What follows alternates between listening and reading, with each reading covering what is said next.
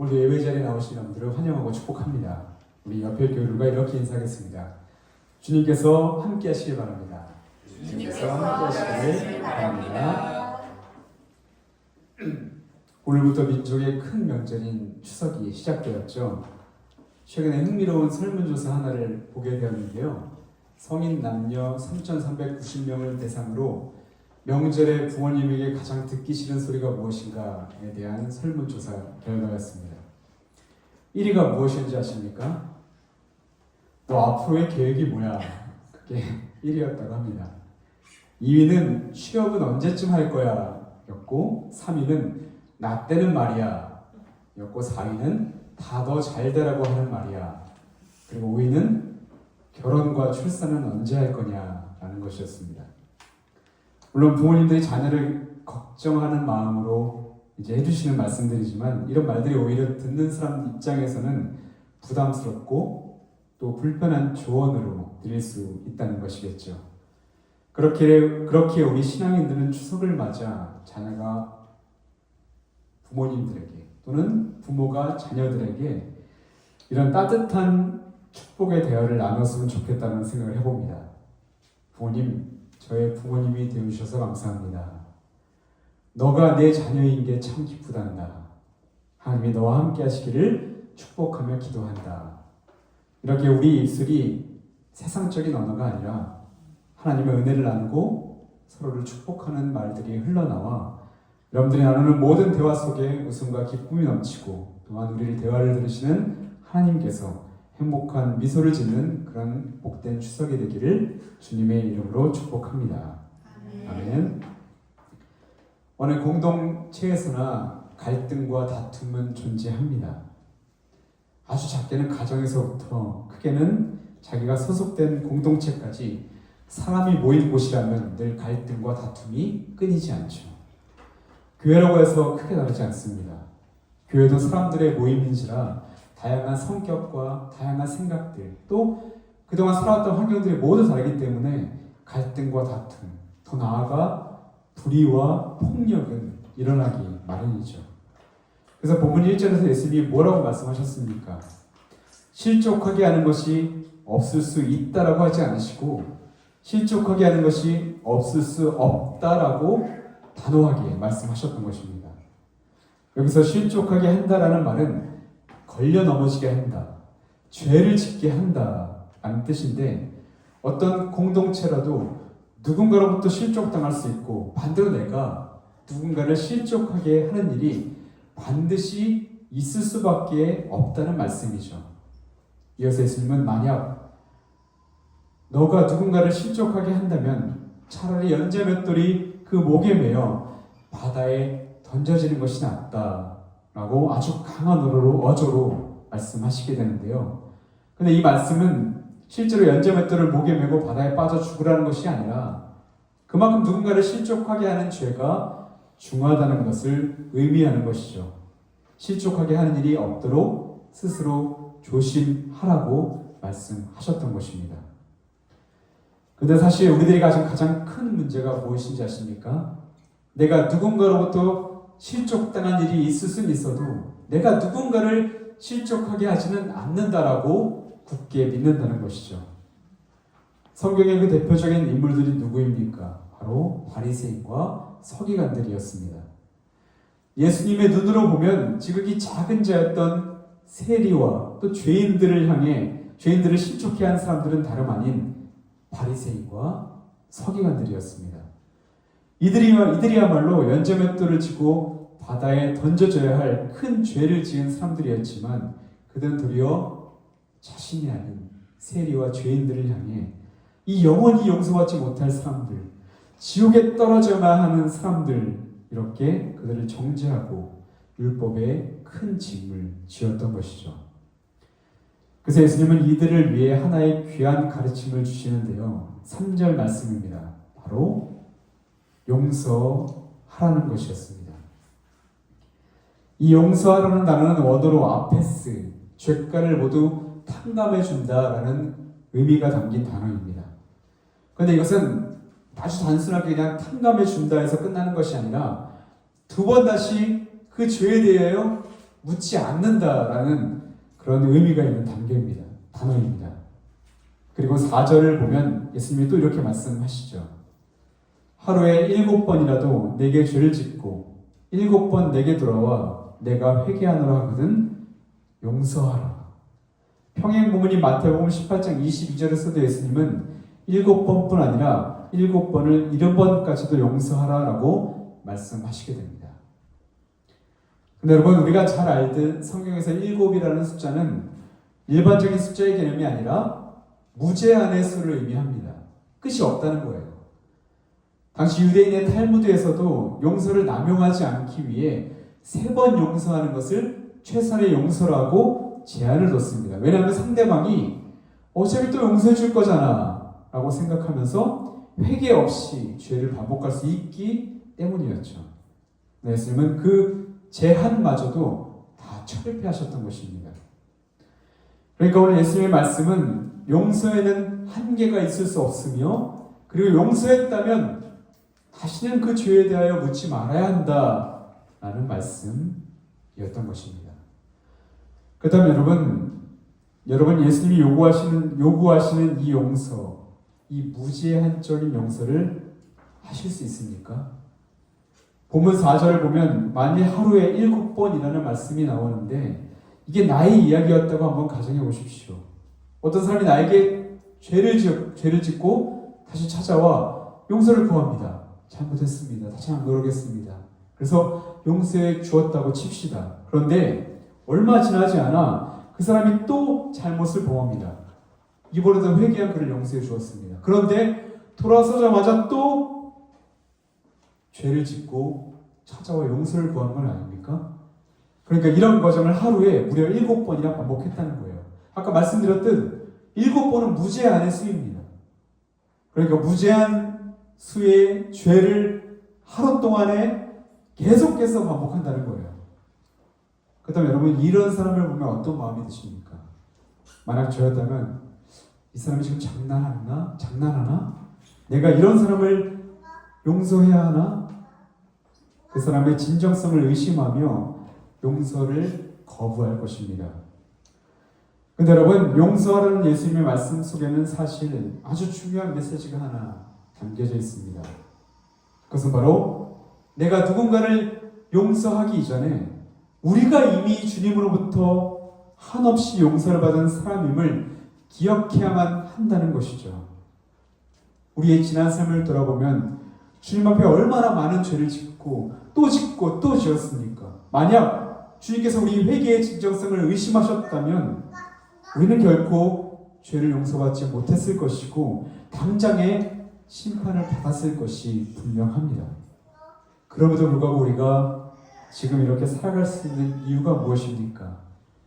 예수님께서 우리의 회개의 진정성을 의심하지 않으시고 참아주시고 기다려주시고 기회를 주시며 또다시 주님 앞에 무릎 꿇고 회개한다면 모든 죄를 용서해 줄 뿐만 아니라 아예 기억에서 지워버리시는 긍휼한 주님이심을 지금 말씀을 통해, 이 용서하라는 이 단어를 통해 우리에게 지금 증거하고 계시는 것입니다.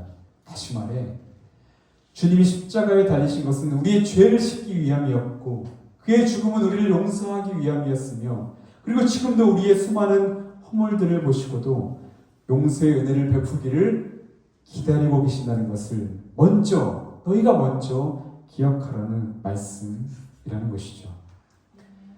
근데 여러분, 오늘 예수님의 말씀, 작은 자가 실족하지 않도록 조심하고 회개하는 일을 용서하라.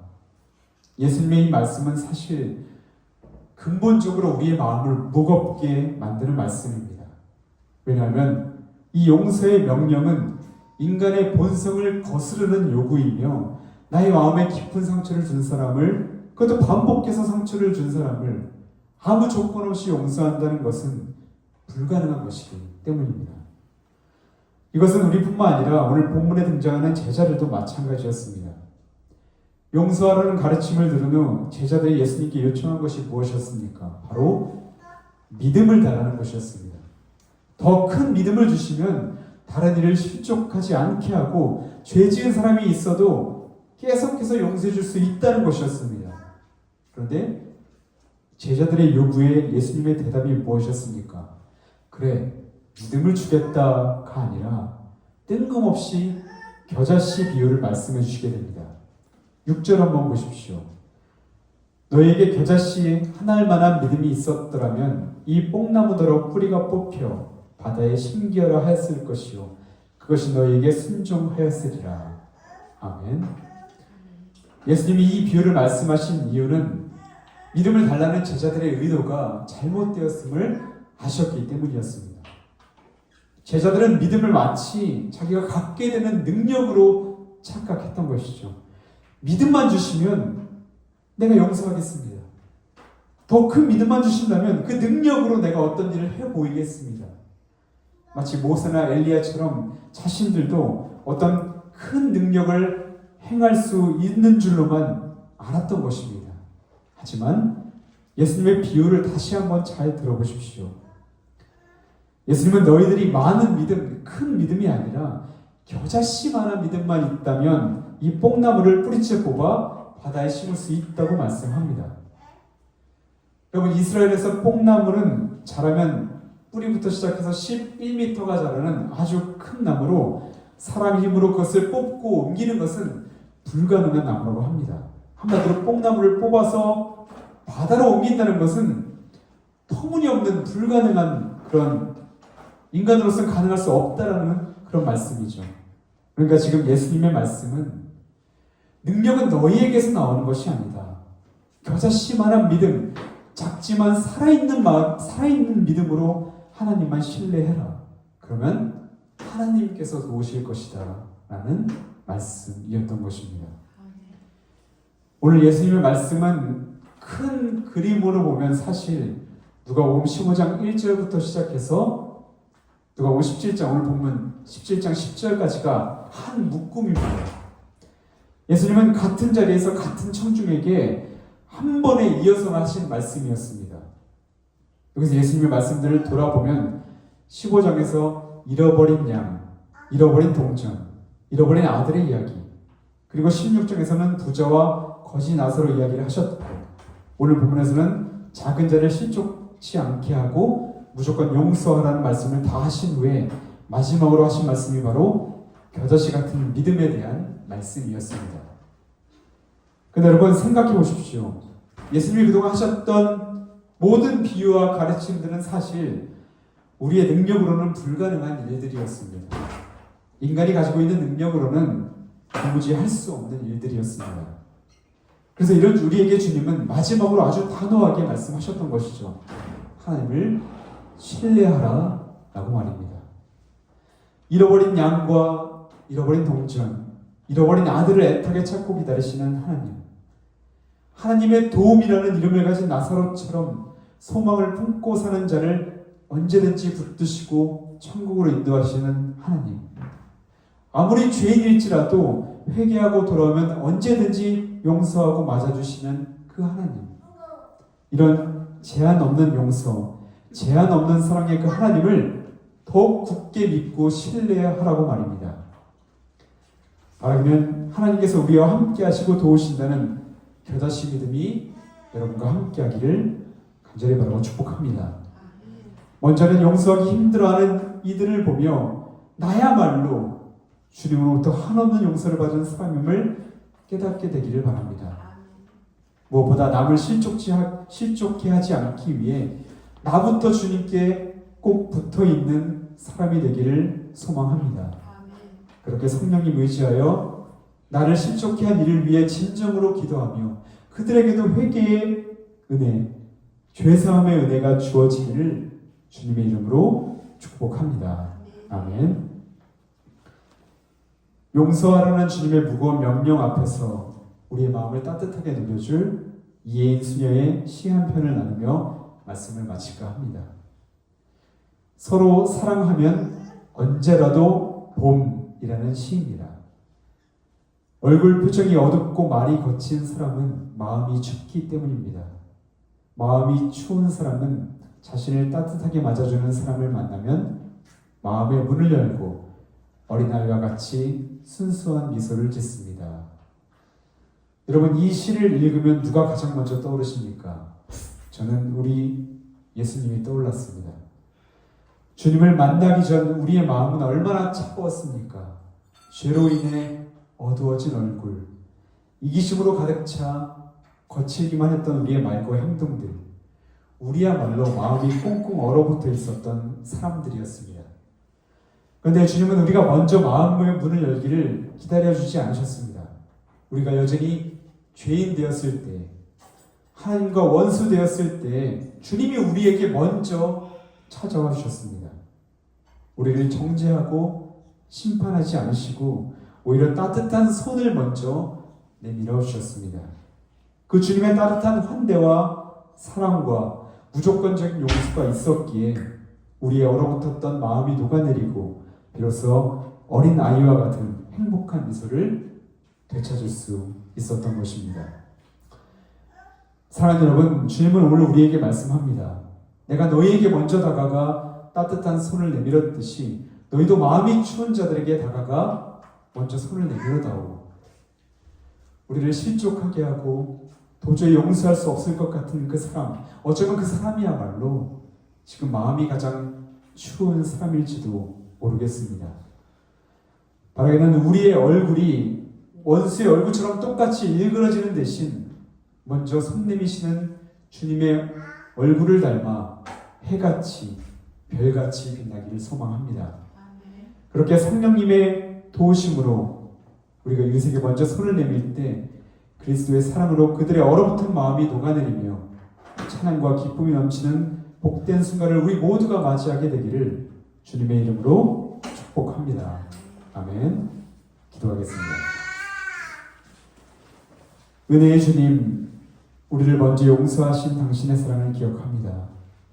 우리의 연약함과 완고함에도 불구하고 십자가 위에서 모든 죄를 덮으신 그 크신 은혜를 감사드립니다.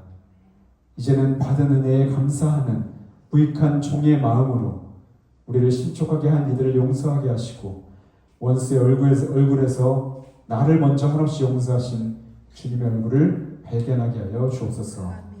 주님의 평화가 우리 안에, 우리의 가정과 교회 안에 넘치기를 소망하며 이 모든 말씀 우리를 사랑하시고 용서하신 예수 그리스도 이름으로 기도하옵나이다. 아멘.